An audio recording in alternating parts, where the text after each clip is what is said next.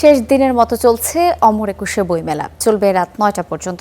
এ নিয়ে আরো জানাতে আমাদের সঙ্গে সরাসরি যোগ দিচ্ছেন সহকর্মী জিসান আহমেদ। জিসান, শেষ দিনে মেলায় পাঠক লেখকের ভিড় কেমন দেখতে পাচ্ছেন, সেই সাথে জানাবেন প্রকাশেরা কি বলছেন, তাদের প্রত্যাশা কেমন পূরণ হয়েছে। ইমা, বইমেলার আজ শেষ দিন, 18 দিনের বইমেলার আজকেই শেষ। আমরা দেখেছি যে আজকে নতুন করে 198টি বই প্রকাশ পেয়েছে। এবারের বইমেলায় আজ শেষ দিনে এখন পর্যন্ত সর্বমোট বই প্রকাশ পেয়েছে 1969টি বই। তবে এসব বইয়ের অধিকাংশ লেখকই হচ্ছে তরুণদের সঙ্গে আমরা কথা বলেছি। তারা বলছেন যে এবারের বইমেলায় তাদের প্রত্যাশা প্রাপ্তির যে মেলবন্ধন তা আসলে পূরণ হয়নি। তারা বলছেন বইমেলা ঘিরে যে একটি উৎসবের আমেজ থাকে, এবারের বইমেলায় তা দেখা যায়নি নানা কারণে। যেহেতু নির্বাচন ছিল এবং বিভিন্ন কারণেই কিন্তু এবারের বইমেলাটি ভিন্ন সময়ে শুরু হয়েছে। প্রত্যেক বছর ফেব্রুয়ারির 1 তারিখ থেকে শুরু হলেও এবারের বইমেলা শুরু হয়েছে ফেব্রুয়ারির প্রায় শেষের দিকে, অর্থাৎ 26শে ফেব্রুয়ারি শুরু হয়েছে, 15ই মার্চ আজকেই শেষ হয়ে যাচ্ছে।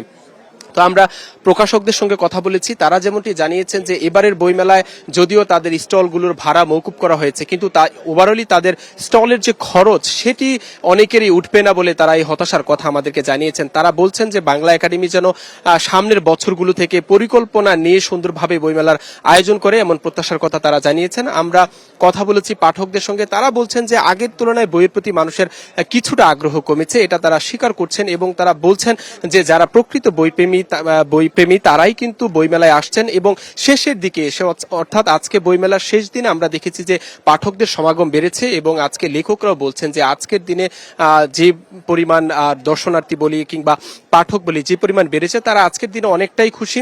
তবে ওভারঅলি এবারের বইমেলায় যে বেচা বিক্রি হয়েছে তা নিয়ে হতাশার সুর কিন্তু রয়েছে প্রকাশক এবং লেখকদের কণ্ঠে।